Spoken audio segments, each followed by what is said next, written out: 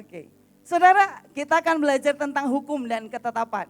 Ya, saya berdoa saudara tidak berpikir bahwa itu hanya milik beberapa orang, hanya itu pelajaran berat.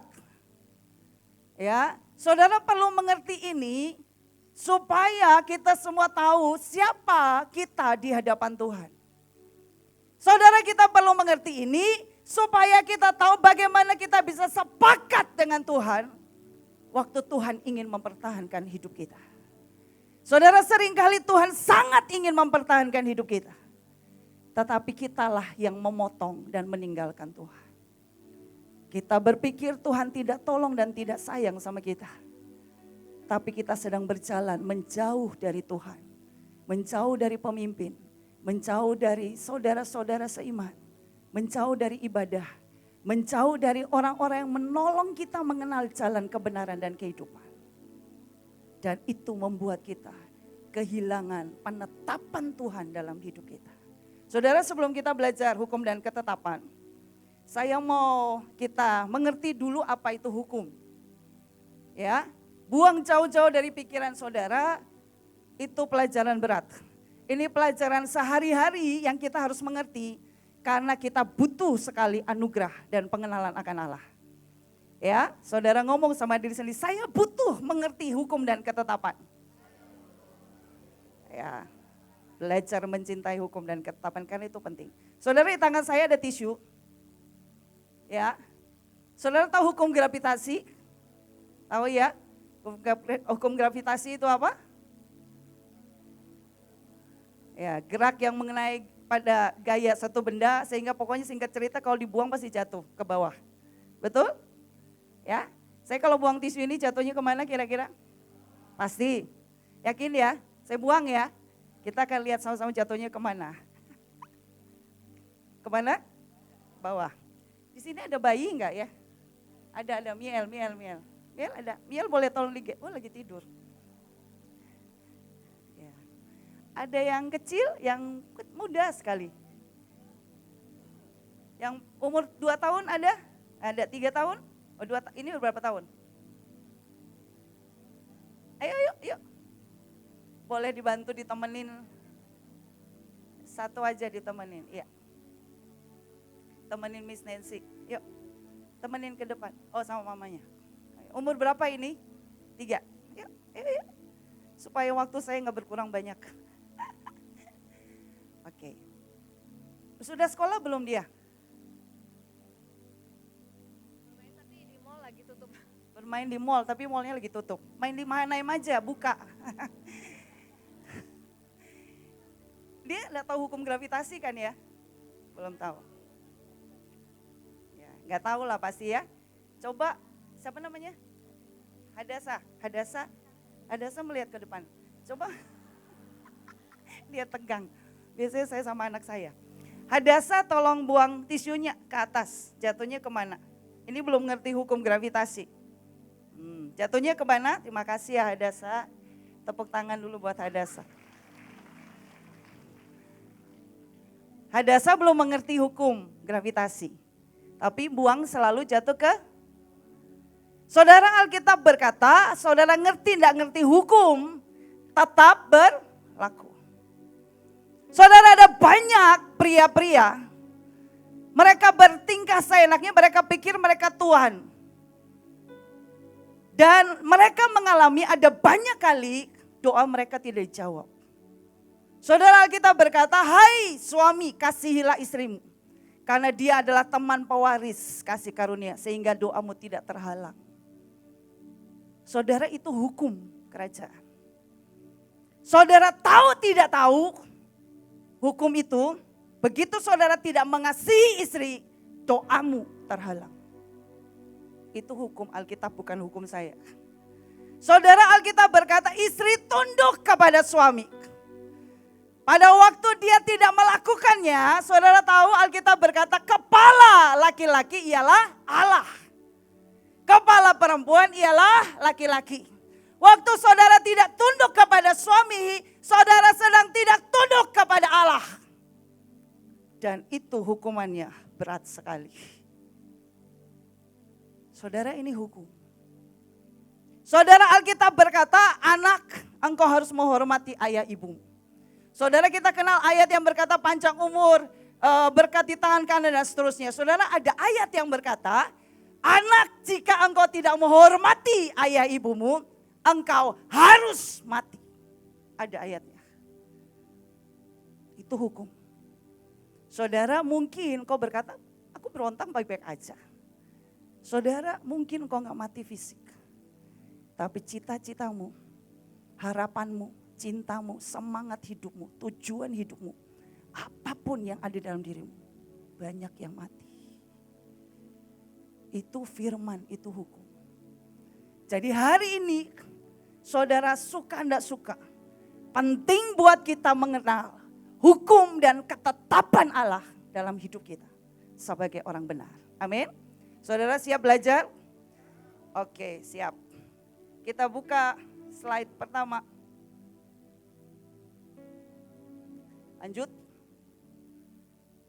Saudara, yang pertama dikatakan kita hidup di bawah hukum dosa. Itu yang kita kenal dengan hukum dosa keturunan. Ya, dari awal dikatakan tetapi jika perempuan itu mendapat kecelakaan yang membawa maut, maka engkau harus memberikan nyawa ganti nyawa. Mata ganti mata, gigi ganti gigi, tangan ganti tangan, kaki ganti kaki, lecur ganti lecur. Lecur itu bengkak yang bernanah. Bengkak ganti bengkak dan seterusnya. Saudara, itu adalah turunan peraturan pada waktu hukum Taurat, hukum Musa, hukum dosa. Dan itu sudah ada sejak Adam dan Hawa. Sudah ada sejak dulu. Dan hukum itu sangat berkuasa dan ingin membinasakan semua yang hidup. Kita lihat selanjutnya. Saudara, contoh yang terjadi, ada banyak contoh tapi karena waktu saya cuma memberikan beberapa. Saudara, Adam dan Hawa, di awal Tuhan menciptakan Adam dan Hawa, Tuhan berkata serupa dan segambar dengan Allah. Tuhan berkata serupa dan segambar dengan Allah Elohim, Allah yang mencipta dengan firman. Saudara, Tuhan berkata penuhi bumi dan taklukkan bumi. Berapa banyak hari ini kita ditaklukkan bumi dan bukan kita yang menaklukkan bumi. Itu masalah. Saudara, Adam dan Hawa melanggar di Kejadian 3 ayat 17, salah satunya tanah dikutuk. Saudara, hukumannya kita buka di Kejadian 3 ayat 18 dan 19. Kita buka sebentar, kita baca dengan cepat. Kejadian 3 ayat 18 sampai 19.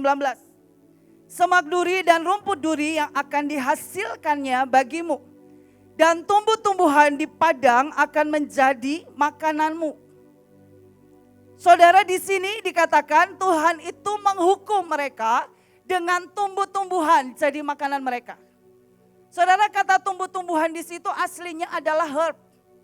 Segala sesuatu yang tumbuh dari alam. Mereka akan makan itu. Tapi Tuhan itu belas kasihannya ajaib. Ayatnya berlanjut dengan berkata begini, dengan berpeluh engkau akan mencari makananmu. Saudara, kata makanan yang kedua itu asal katanya dari lehem, Bethlehem. Artinya food, rumah roti, food, roti.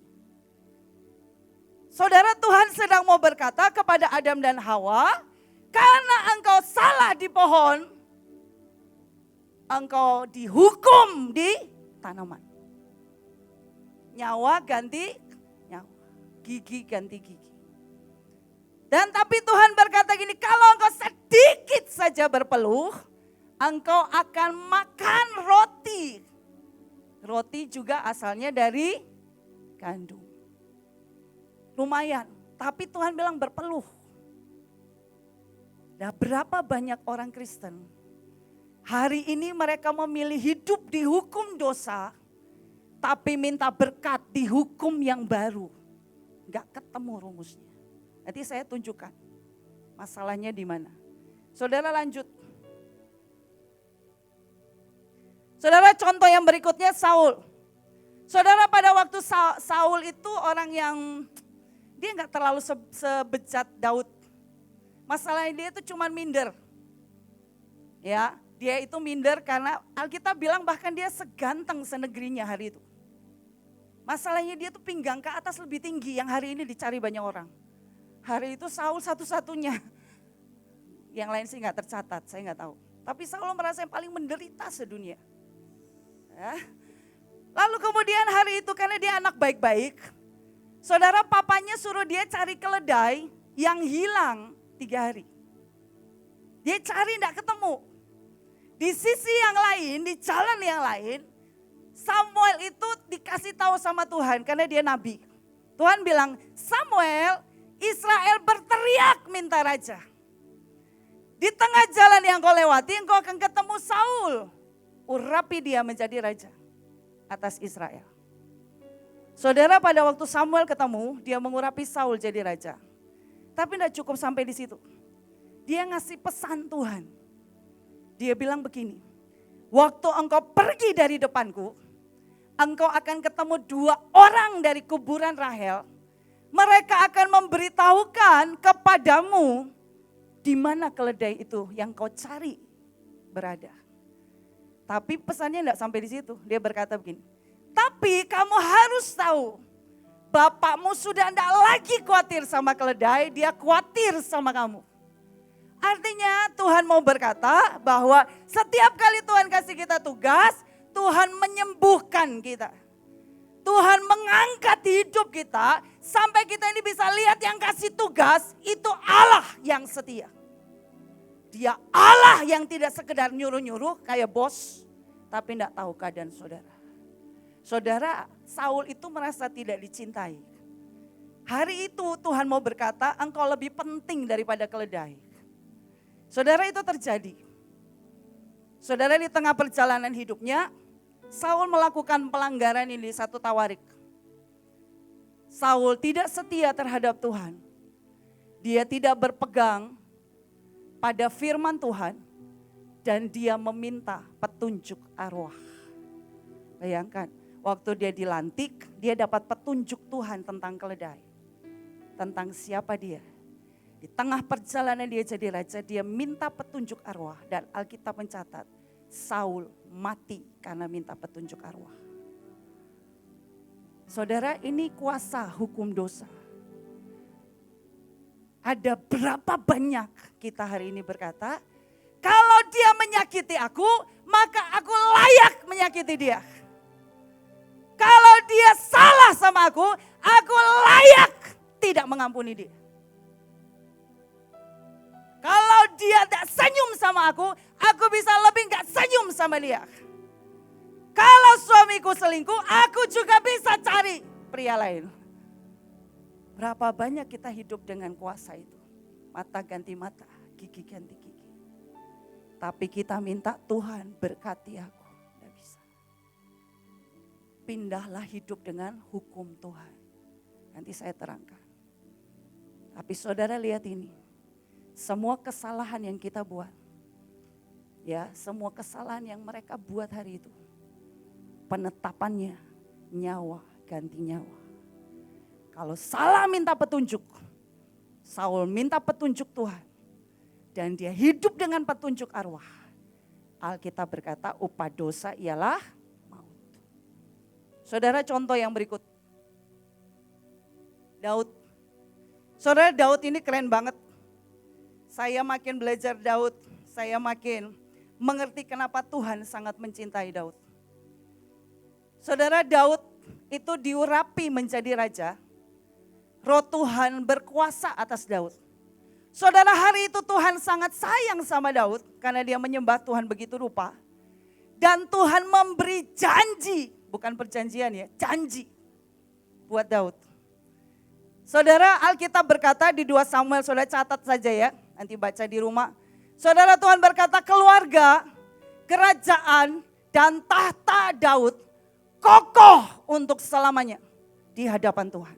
Saudara, perhatikan kata selamanya. Tuhan itu kalau bicara sama Daud selalu pakai kata selamanya. Dan itu dikunci sama Tuhan dengan janji. Saudara, Daud melanggar. Dia ambil Batseba, dia meniduri Batseba. Saudara, Daud ini raja Dia jago perang, tapi dia melanggar hukum perang yang sangat hebat. Jadi waktu dia ambil Batseba, dia tidur, Batseba hamil. Saudara, Batseba hamil, dia suruh orang kasih tahu ke Daud, aku hamil. Saudara, Daud ini pikirannya licik banget. Dia rencananya panjang ke depan. Namanya juga raja. Ini raja yang berbeda. Raja yang sesungguhnya. Jadi dia jago politik, jago perang. Saudara, hari itu dia bilang sama Yoab, Yoab, tarik semua pasukanmu mundur. Hari itu belum selesai perang. Dia suruh tarik mundur dan mereka semuanya tidak pulang ke rumah. Saudara, hukum perang itu kalau suaminya, ayahnya perang itu keluarganya tidak boleh tahu dia kemana. Ya, jadi tinggal tunggu ketokan aja di pintu. Gak boleh urusan sama SMS, sama handphone, sama line, sama WA. Gak sempet pegang senjata aja susah repot. Apalagi pegang handphone. Jadi gak tahu, gak bisa mengabari. Keluarganya cuma berdoa. Jadi kalau yang ketok pintu dibuka, suaminya pulang, berbahagialah keluarga itu. Tapi kalau dibuka pintunya yang ketok adalah komandannya, artinya tinggal nama. Itu hukum perang. Jadi kalau ada istri-istri, suaminya dikasih tugas, jangan kepo sembarangan. Ada istri-istri masih suka baca ya handphone suami. Tahu semua tugasnya tapi tidak melakukan apa-apa, cuma jadi bahan pembicaraan. Tahu nggak hamba Tuhan ini begini. Tahu nggak di mana itu begini, itu tersebarlah gosip kemana-mana. Tanpa saudara bertanggung jawab. Saya itu sudah ngomelin banyak orang. Ya, terutama guru-guru saya di grup imam. Nyebar kemana-mana. Saya sampai bilang, Tuhan ampuni. Karena kalau cuma tahu tanpa melakukan tugas, tuntutannya mengerikan. Saudara, waktu dia pulang, Uria itu dipanggil sama Daud. Kemudian Uria disuruh begini, kamu pulang aja istirahat. Mandi-mandi, ketemu keluarga kan kamu kangen. Dan Daud berharap kalau Uria pulang, dia capek, dia kangen ketemu istri, mereka tidur. Dan kalau dia hamil, orang tidak tahu kalau itu anaknya Daud. Saudara, yang terjadi adalah Uria pergi. Uria ini satu dari 30 pahlawan terbaiknya Daud. Dia setia sekali, dia sangat mengerti namanya pengabdian dan hukum perang. Saudara, dia pergi, dia tidur di depan pintu istana dengan hamba-hamba Daud yang lain. Ya, jangan bayangin hamba-hambanya perempuan aja, laki perempuan. Terus dia berkata begini, masakan panglimaku Yoab dan seluruh tentara Israel dan tabut Tuhan ada di kemah, sedangkan aku pulang enak-enakan. Jadi dia memilih tidak pulang. Saudara, dia tidur di situ, kemudian hamba-hamba Daud ini datang kasih berita. Dan bilang ke Daud, Daud ini Uria gak pulang. Saudara, Uria dipanggil lagi. Itu berturut-turut loh 3 hari. Uria dipanggil lagi. Terus Uria disuruh minum anggur biar mabuk.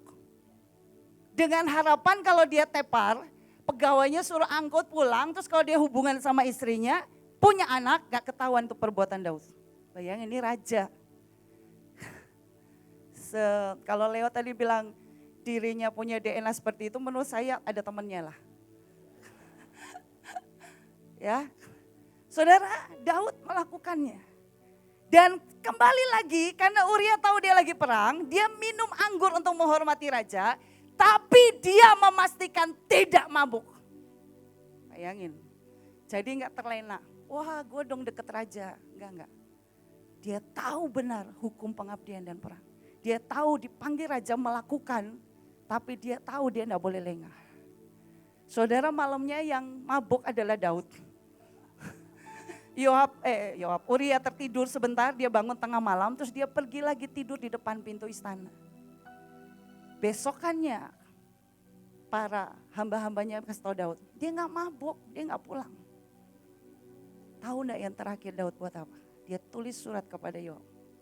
Tempatkanlah orang-orang si ini di depan, supaya mereka yang menahan musuh pertama. Tapi Daud berkata, merekalah yang akan mati pertama. Dan di situ ada nama Uria. Saudara, dia gulung surat itu dan Uria yang bawa kepada Yoab. Uria membawa perintah pembunuhan dirinya kepada panglimanya. Saudara, kesalahan Daud sangat fatal. Kesalahan Daud sangat menyakiti hati Tuhan. Tapi pada waktu Tuhan suruh Nabi Natan datang. Saudara, Natan datang dengan perumpamaan. Dia bilang ada seorang di cerita-cerita dan sebagainya. Daud jadi marah. Dan Daud berkata, orang itu layak dihukum 4 kali lipat. Saudara, raja tetap raja. Saudara tahu di akhirnya anak Daud mati 4 karena pedang. Tapi saudara, hari itu ditulislah Mazmur 51. Kalau saudara baca Mazmur 51, saudara cara Daud meratap itu keren banget. Saya baru baca. Daud bilang, Tuhan aku layak dibuang. Aku berdosa bahkan sejak dari rahim ibu. Tetapi bukankah engkau Allah yang menganugerahkan dan memaksakan menciptakan hikmat dan kebenaran. Dan meluputkan aku dari hukuman. Saudara, Daud itu meratap sambil menetapkan. Itu yang membuat Daud luput dari hukum dosa. Tapi nanti kita akan belajar bagaimana kuasa hukum roh bekerja. Saudara, kalau saudara baca ayat Mazmur 51, itu keren sekali. Dan saudara, waktu Natan cerita dan dia berkata, kamu orangnya. Saudara, hari itu Daud berkata, aku berdosa.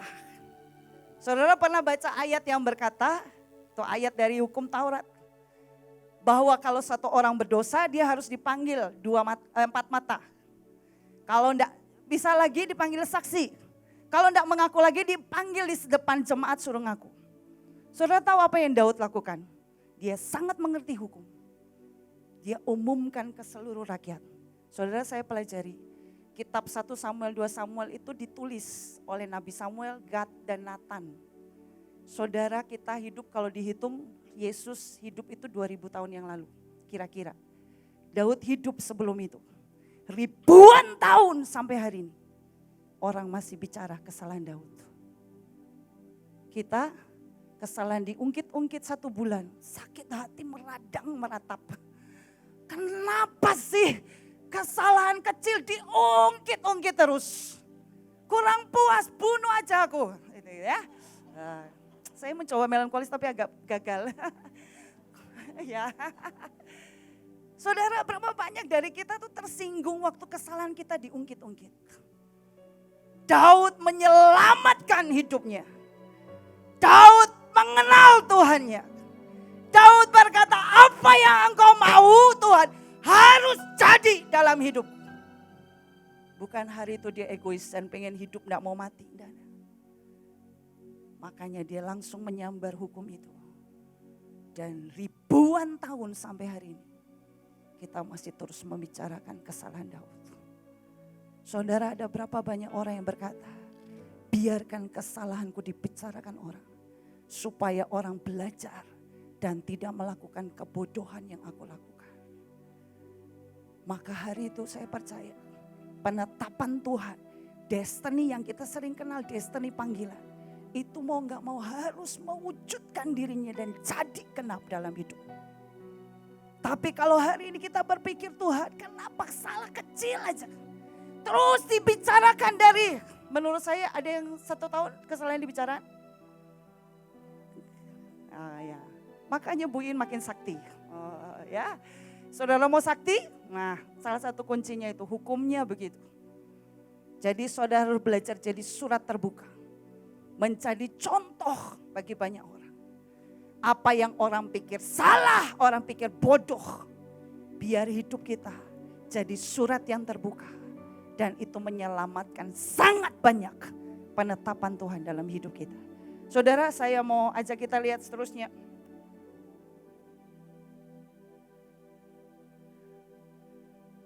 Saudara, pada waktu Daud mengaku, penetapan Tuhan di 2 Tawarik, tahta Daud dan keturunannya untuk selamanya dikokohkan dengan perjanjian garam. Saudara, waktu Daud bayar semuanya. Saudara, Daud itu melakukan sangat ajaib.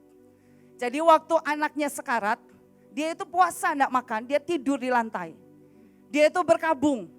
Tapi waktu dia lihat pegawainya berbisik, dia bangkit, dia mandi, dia segar, dia makan, dia bersemangat dan dia meneruskan dan dia membuat anak lagi. Keluarlah Salomo. Saudara, ini juga hukum.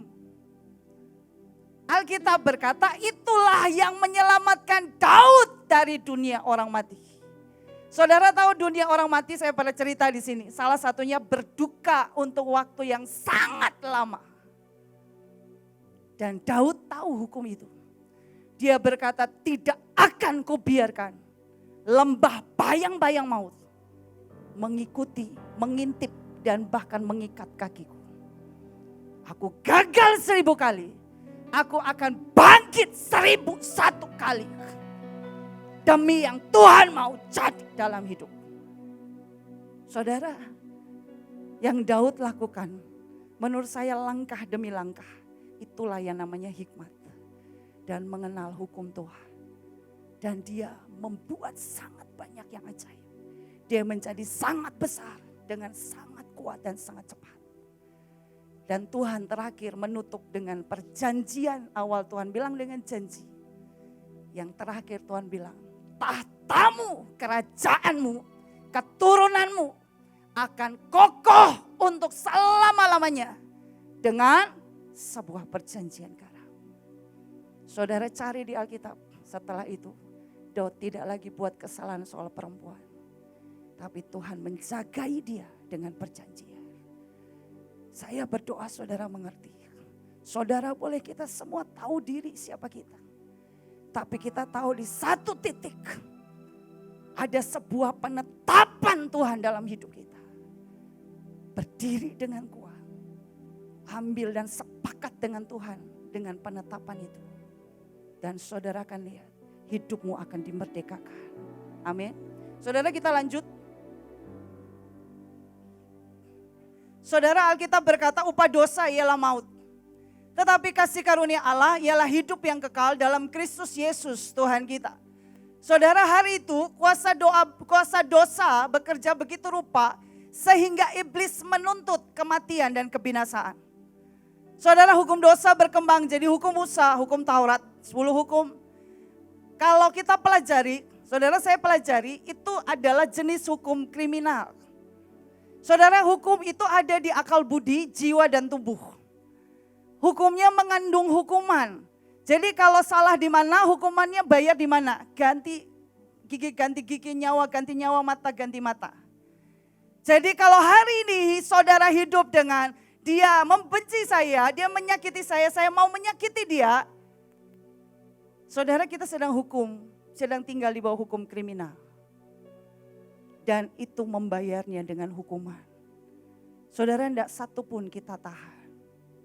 Saudara, hari itu surga melihat itu. Tidak banyak orang. Bahkan mungkin Tuhan tidak menemukan satu pun nabi, imam yang hari itu hidup seperti Daud. Yang mengenal hukum dan ketetapan. Saudara, surga rapat. Boleh lanjut slide-nya. Surga rapat dan menentukan ini gimana nasib manusia. Saudara, di Roma 7 dikatakan begini. Demikianlah aku dapati hukum ini jika aku menghendaki berbuat apa yang baik. Yang jahat itu ada padaku. Sebab di dalam batinku aku suka akan hukum Allah. Batin itu roh. Tetapi di dalam anggota tubuhku aku melihat hukum yang lain. Berjuang melawan hukum akal budiku dan membuat aku menjadi tawanan hukum dosa yang ada di dalam anggota tubuhku. Saudara, bahasa kata terjemah lain dikatakan, the moment I decide to do good, sin is there to trip me up. Tiap kali pengen memberi, selalu kita mikirnya kok aku pas-pasan ya kurang. Gak jadi memberi. Tiap pengen bangun pagi doa, kok rasanya ya ngantuk berat. Sampai akhirnya gak jadi doa. Tiap kali pengen hidup kudus dan benar. Kok rasanya pengen ya nonton film porno. Tiap kali pengen ngomong yang benar. Kok rasanya enak ya gosipin orang itu. Tahu gak? Si ini nih Aduh kasihan loh. Masa tahu nggak begini? Pertamanya kasihan, lama-lama nggak kasihan. Ya, lama-lama gosip. Saudara, Alkitab dengan jelas berkata, seringkali kita lelah dengan apa yang roh kita mau, tapi akal budi jiwa kita, tubuh kita melakukan dosa. Seringkali kita tahu yang Tuhan bilang benar, mengampuni. Tapi kita tuh rasanya sakit banget, susah ngampuni. Ya sudahlah saya ngampuni, tapi jangan lihat mukanya ya. Saya nggak bisa. Lewat jalan di depan saya belok. Lihat tahu dia mau, saya itu pernah sampai begini loh. Ada orang yang nggak suka sama saya. Sampai orang ini berkata begini, kalau Miss Irene khotbah di devotion, saya nggak akan hadir di devotion. Saya bilang bagus, nggak usah hadir daripada merusak pemandangan saya. Tapi kalau dia datang ya saya teriak sama Tuhan, saya minta dia bertobat. Tapi saudara, itu hari-hari saya melewatinya. Saudara, ini sesuatu yang kita tahu ada banyak yang di dalam hati kita kepengen berbuat benar. Tapi hati itu rasanya dongkol banget. Dan selalu yang keluar adalah dosa. Saudara, kita lanjut. Terus, saudara, di Yehezkiel 36, ini firman Tuhan berkata, Rohku akan kuberikan diam di dalam batinmu. Dan aku akan membuat kamu hidup menurut segala ketetapanku. Dan tetap berpegang pada peraturan-peraturanku dan melakukannya. Saudara, ini firman Tuhan. Saya tanya sama saudara, kalau Tuhan berfirman demikian, bisa enggak kita hidup seperti itu? Pasti bang. Kalau habis ini berbuat dosa lagi gimana? Oh, disucikan lagi. Ada hukum yang lain ya. Hukum mengaku dan diampuni. Saudara, Tuhan berkata, Rohku kuberikan diam dalam batin. Alkitab bagian lain berkata, dan kamu akan hidup tak bercacat celah dan tak bernoda sampai hari kedatangannya. Saudara, dulu saya berpikir, masa sih bisa? Bisa. Maka pindahlah dari hukum dosa kepada hukum roh. Nanti saya terangkan habis ini. Saudara, ini Tuhan bicara. Karena inilah yang Tuhan lihat dalam hidup kita. Dia tidak pernah merendahkan kita. Alkitab berkata, sebab dia tahu kita ini debu. Tapi dia juga berkata, Rohku kuhembuskan diam dalam batinmu. Dan itu yang membuat debu itu mampu melakukan ketetapanku dan perintahku. Saudara, ini firman. Amin saja tidak cukup. Saudara habis itu melewatinya. Saudara menangis dan harus ketemu Tuhan sendiri. Mewahyukan hikmat dan pengertian.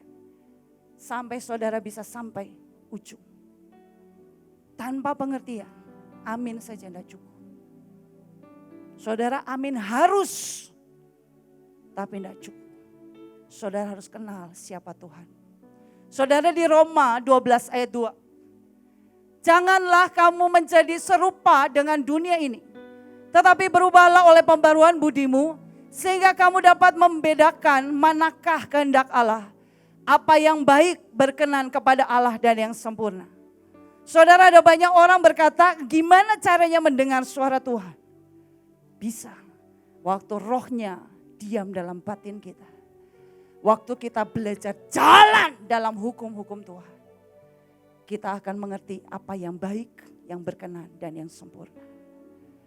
Saudara, kita lihat selanjutnya dulu ya. Supaya saudara gak makin bingung. Saudara, ini yang saya tadi sebutkan. Melihat dari semua tuntutan hukum dosa. Melihat dari semua perjalanan hidup orang Kristen. Melihat dari semua perjalanan hidup orang kudus dan orang benar. Saudara, Tuhan tidak menemukan yang seperti Daud. Saudara, Tuhan berketetapan bahwa pada waktu dia menciptakan manusia, Mereka adalah serupa dan segambar dengan Allah. Saudara sakit waktu engkau jatuh, Tuhan lebih sakit waktu engkau jatuh. Waktu engkau pergi meninggalkan Tuhan, saudara sedih. Tuhan lebih sedih karena saudara pergi meninggalkan Tuhan. Saudara harus ngerti itu. Jangan pernah percaya waktu iblis berkata, engkau bukan siapa-siapa. Saudara hukumnya berkata, kita serupa segambar dengan Allah.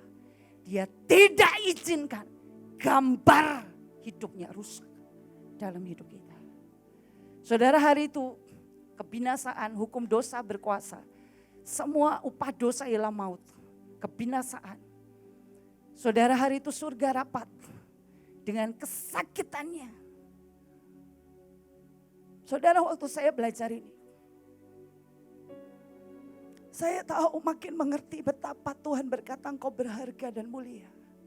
Itu bukan sekedar penghiburan belaka. Tapi hari itu Bapa dengan kesakitannya, dia berkata, harus ada satu orang yang mati buat seluruh dunia. Supaya kita tidak binasa. Kalau saudara pernah dengar ayat, saudara, ini ayat bertahun-tahun sampai kemarin saya baru tahu. Ayat yang di Matius berkata, sebab Tuhan datang bukan untuk meniadakan hukum Taurat, tapi untuk menggenapinya. Saudara, kayu salib itulah kegenapan seluruh hukum Taurat. Hari kedua dia turun ke dalam kerajaan maut. Dia ambil kunci kerajaan maut. Yohanes 3 ayat 16 berkata, karena begitu besar kasih Allah akan dunia ini, sehingga kita selamat dan tidak binasa. Saudara, Yesus harus menggenapi itu. Bapa sakit melihat harus ada satu orang yang bayar pakai nyawa. Dan itu anaknya sendiri. Saudara, kita tidak akan pernah sanggup. Nyawa kita terlalu ringan buat tuntutan kuasa dosa satu dunia. Hari itu harus dibayar dengan nyawa Yesus. Saya mau berkata, kalau kita mendengar berita Paskah, kubur kosong, kebangkitan, kemenangan, apapun itu, hari ini tambahkan satu. Yesus turun ke dalam kerajaan maut. Dia ambil kunci kerajaan maut. Dan dia tidak biarkan satu pun dari kita binasa. Dia tidak biarkan satu pun jiwa-jiwa di dunia binasa. Karena dia sudah bayar pakai darahnya. Saudara, hari itu, hari di mana Yesus disalib.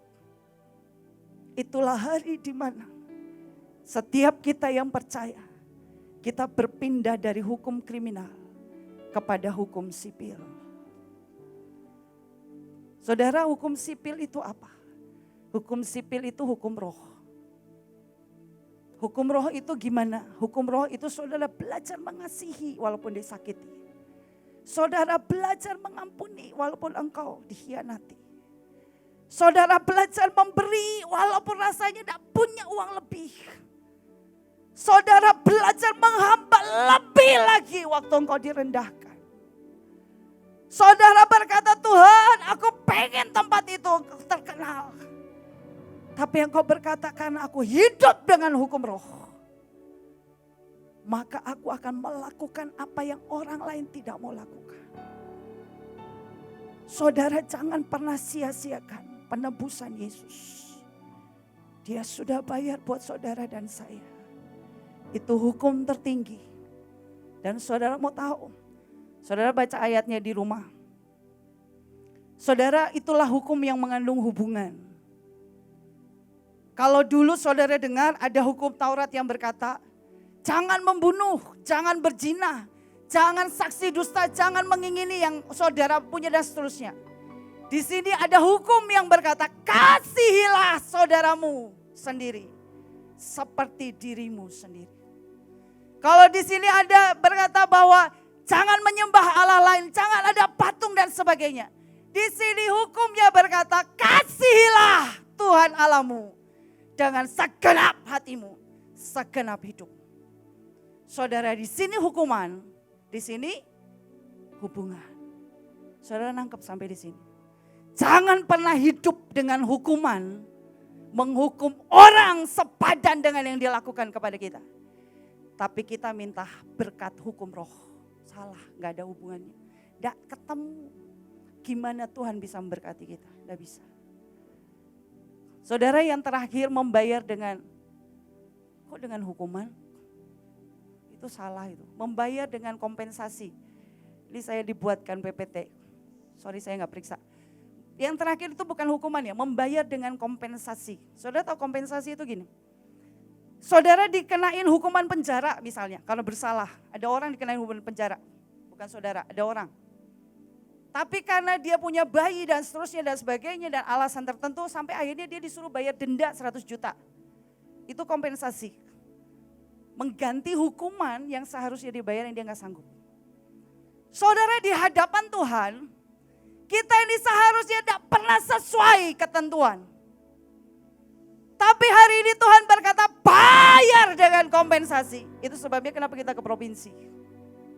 Itu sebabnya kenapa kita ke bangsa-bangsa. Itu sebabnya kenapa Tuhan jatuh cinta sama saudara. Disuruh kemana aja, ayo. Coba. Saudara, itu kenapa Tuhan jatuh cinta. Dan Tuhan berkata, tidak banyak gereja yang mau menyambar ketentuan bayar kompensasi. Saudara, tidak banyak orang. Waktu Tuhan berkata, maukah engkau kasih makan orang miskin? Mereka rapat, kita bentuk panitia dulu. Oke, dananya dari mana? Enggak ada dana. Oke, kita berdoa. Sampai kapan enggak tahu. Sampai dananya ada. Terus kemudian orang miskin yang mana ya? Kayaknya susah ketemu orang miskin ya. Saudara, saya pernah mengalami seperti saya ada di satu kota. Dan mereka berkata begini, selesai acara mereka bilang, wah ibu bagus sekali hari itu saya bicara tentang pasukan terdahsyat. Saudara, hari itu setelah selesai dia bilang, wah kalian tuh keren banget yang melakukan banyak hal. Kita ini pengen berkati orang-orang miskin di kampung ini. Oke, apa yang kalian mau lakukan? Kita bingung Bu, karena kita ini sudah nganggur lebih dari 2 tahun. Programnya gak jelas. Mungkin ibu ada program? Wah, saya bilang program. Mari kita berdoa. Saya bilang kita bisa buat banyak, bikin sekolah musik, bikin rumah belajar, bikin training salon, bikin pertanian, bikin apapun yang kau bisa. Kasih mereka lapangan pekerjaan. Wah banyak sekali ya Bu, kita mulai dari mana Bu? Kayaknya terlalu banyak kegiatan, kita bingung, kita pusing, gak ada dananya. Saya tinggal akhirnya, susah lah ngomong. Tapi saudara tahu, saudara orang-orang yang dicintai Tuhan. Saudara yang di tengah semua berkata mustahil ke luar negeri. Saudara berangkat dengan iman. Dan saudara berkata sepakat Tuhan, apapun yang kau mau. Saudara, itulah cara bayar kompensasi. Saya pernah ketemu beberapa orang tua murid.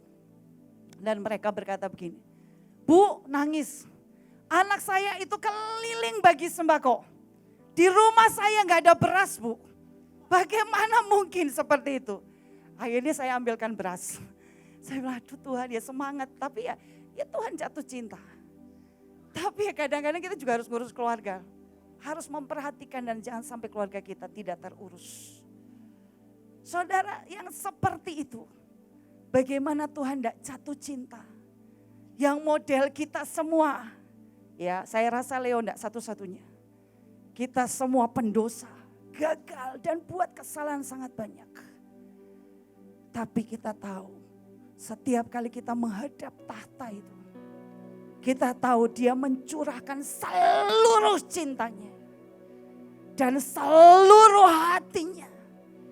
Dan dia berkata, engkau ku bawa makin besar. Makin ajaib. Bukan karena engkau berbuat baik. Tapi karena engkau melakukan yang aku perintahkan. Saudara, Hari itu saya baru mengerti. Kenapa setiap kali kita selesai melakukan tugas, saudara buang jauh-jauh dari pikiranmu kata istirahat. Saudara, Tuhan suka kalau surga bersuka, Dia akan berikan agenda lagi, tugas lagi, karena tugasnya banyak. Dan banyak gereja tidak mau melakukannya. Dan Dia menemukan kita, Dia mencintai kita. Karena kita orang-orang yang berkata, Tuhan, aku tahu aku gak pernah bisa bayar pakai kayu salib. Tapi aku bisa bayar pakai kompensasi. Dan ini caraku bayar. Caraku hidup. Bukan korban. Tapi adalah sebuah kehormatan. Sebuah kesukaan. Karena kita sedang ada di ladang Tuhan kita. Amin. Saudara, saya berdoa mulai hari ini. Saudara berpikir dengan cara Tuhan berpikir. Saudara, sekarang saya tanya. Ayat tadi berkata, rohku diam di dalam batinmu. Engkau melakukan peraturanku dan ketetapanku. Sekarang kalau saudara tiap hari nih pagi sampai sore. Saudara habis semprot-semprot keringetan, gak bisa napas ya badannya karena tutup APD. Semprot semua dan ujungnya mandi keramas. Makan aja kadang-kadang gak sempat, betul? Langsung tidur blek, besok pagi bangun lagi, kerja lagi. Saya tanya kapan saudara berdosa?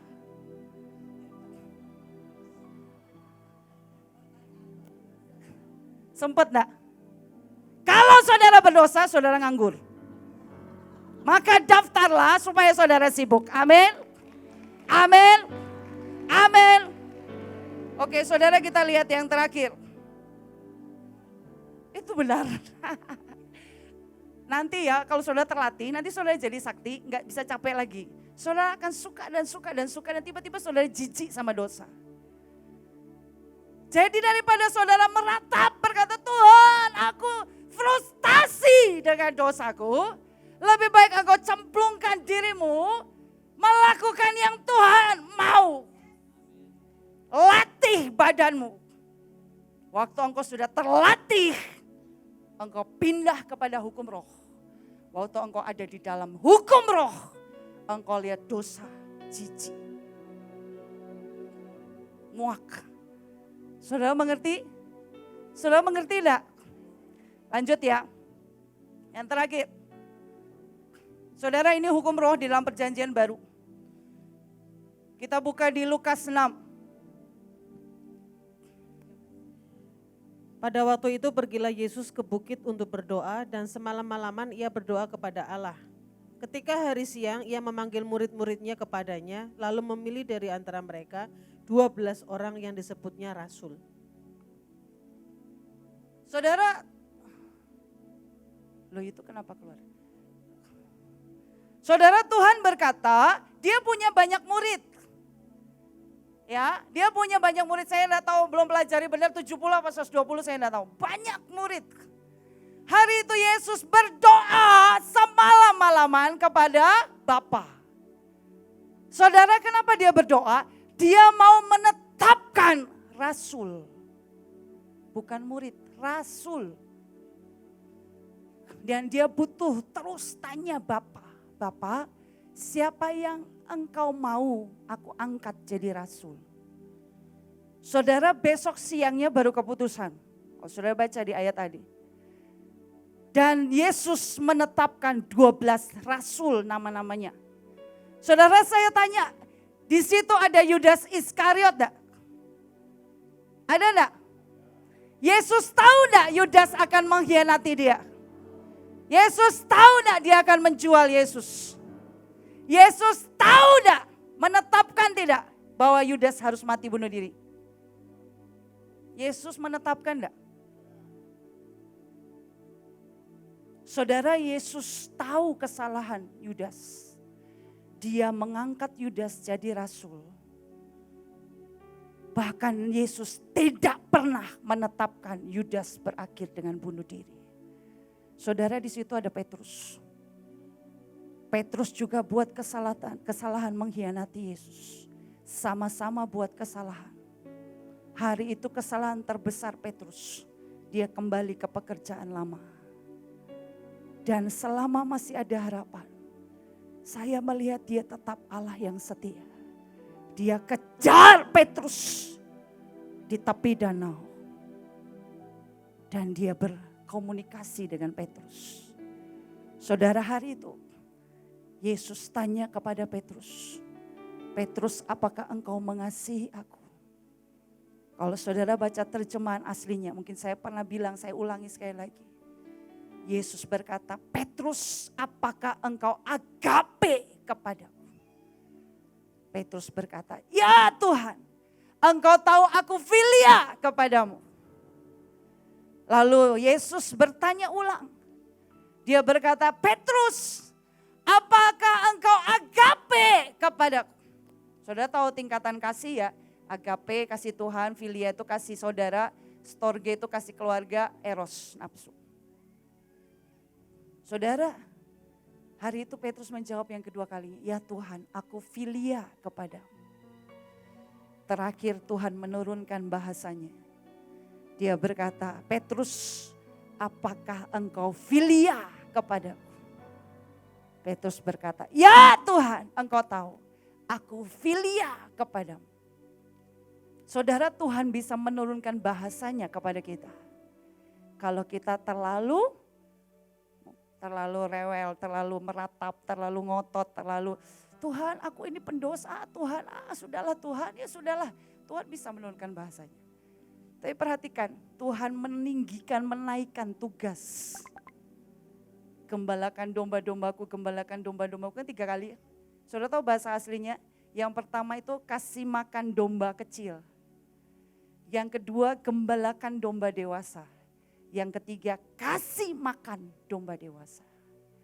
Saya tanya sama saudara, lebih mudah mana kasih makan bayi atau orang dewasa?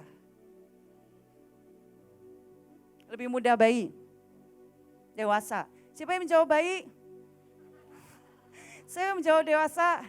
Siapa yang tidak menjawab? Lebih murah mana? Kasih makan bayi atau dewasa? Bayi dewasa, bayi dewasa.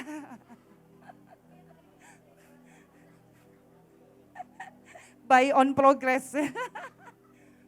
Saudara, saya tanya, apakah ada bayi yang minta makan nasi padang? Adakah bayi yang minta makan pizza? Minta makan steak? Lebih mudah mana? Bayi. Belum lagi yang dewasa kalau patah cinta. Aku enggak mood makan, aku pengen makan enak, aku pengen makan orang. Repot loh. Ya kan susah diturutin. Lebih murah mana? Bayi. Saudara misalnya lagi punya uang, saudara kasih susu S26. Paling mahal ya, saya pernah tuh. Anak saya yang terakhir, begitu uang mepet, saya turunkan. Ada orang yang nurunkan sampai susu SGM, bayinya nggak protes tuh. Nangis aja kok rasanya beda. Kita bilang terserah mau minum enggak, serah pokoknya lapar nanti. Ya kan, gampang ditipu. Ya, bayi itu kita pemaksaan, dewasa nggak bisa ditipu. Ini steak ternyata daging yang dibakar jadi steak. Tahu yang dibakar jadi steak.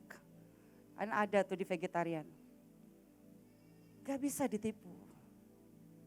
Saudara, saya berdoa, saudara mengerti. Kedewasaanmu membuat Tuhan minta standar tertentu. Tuhan menurunkan bahasanya untuk mengerti kita. Tapi Tuhan berkata, tugasnya naik. Makin rewel, tugasnya tambah susah. Saudara pernah punya anak, kalau sakit flu minta es. Minta es, minta es, minta es. Nanti nggak boleh, masih sakit. Minta es, pokoknya sekarang minta es. Gak boleh, ngotot-ngototan di mall. Sampai akhirnya karena ibunya sibuk bilang, oke, boleh, asal 1, kamu sembuh dulu. 2, kamu harus nurut kata mama. 3, tambahkan tugasnya. Lebih baik nurut. Itu hukum. Amin. Saudara, itu membuat Petrus jadi besar. Di Kisah Rasul, Kisah para Rasul, ada nama Petrus di situ. Dia menggenapkan penetapan Tuhan. Dia jadi rasul besar yang menjungkir balikan daerah-daerah pelayanan yang Tuhan percayakan. Saudara mau genap destinimu. Saudara mau Tuhan semua janjimu engkau kunci dengan perjanjian. Saudara mau berkata, Tuhan biar hidupku penuh yang ilahi. Maka pindahlah kepada hukum roh. Jangan lagi hidup di bawah hukum dosa. Jangan lagi hidup seperti orang di bawah kuasa dosa. Tapi mari hidup di bawah hukum roh. Saudara, ayat terakhir berkata. Terakhir. Di atas tentang darah perjanjian. Saudara, di Roma 5. Alkitab berkata, sebab itu sama seperti satu pelanggaran. Semua orang beroleh penghukuman. Demikian pula oleh satu perbuatan kebenaran. Semua orang beroleh pembenaran untuk hidup. Jadi sama seperti oleh ketidaktaatan satu orang.